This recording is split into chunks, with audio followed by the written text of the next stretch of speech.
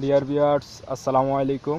আশা করি ভালো আছেন। আজকে আমি আপনাদেরকে দেখাবো আমার শাকসবজি ক্ষেতের ভিতরে মরিচ।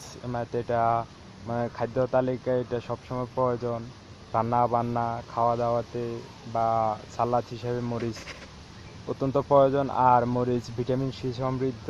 আর মরিচের চাহিদা মেটানোর জন্য বর্ষাকালে মরিচের দাম অনেক বেশি হয়। সেক্ষেত্রে আমি সামান্য কিছু জায়গায় কিছু মরিচ গাছ লাগাইছি। সেক্ষেত্রে আমি আজকে আপনাদেরকে মরিচের ভিডিওটা দেখাবো। দেখতে থাকুন এবং অনেক আনন্দ পাবেন। আশা করি আপনাদের অনেক ভালো লাগবে। এটা হচ্ছে এলসি মরিচ, হাইব্রিড এলসি মরিচ। এটা অনেক ঝাল। আর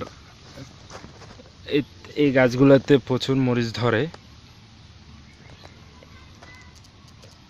আমি একটা সারি মরিচ করছি, উপরে অন্যান্য ফসল আছে, ঠিক আছে, কিন্তু এখানে এক সারি মরিচ করা হয়েছে।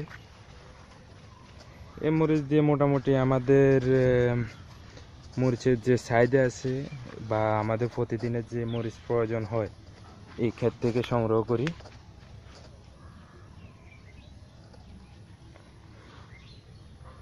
বিশাল একটা লাইন একটা সারিতেই মরিচ করছি।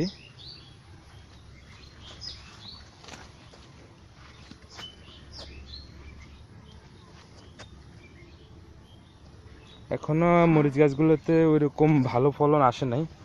পরবর্তীতে আরো 15 দিন 20 দিন পরে আরো অধিক পরিমাণে মরিচ দেখতে পাচ্ছেন। এই ফুল মরিচে এখন সম্পূর্ণ ফুল আসতেছে।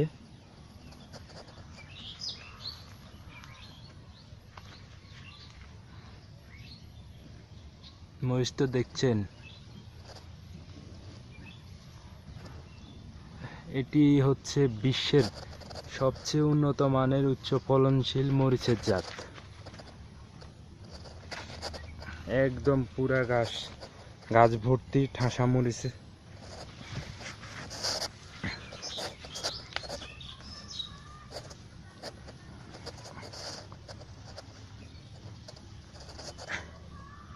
এক একটা মরিচ গাছে আপনার মনে করেন যে 15 কেজি 20 কেজি করে একটা মরিচ গাছে মরিচ হয় আর কি।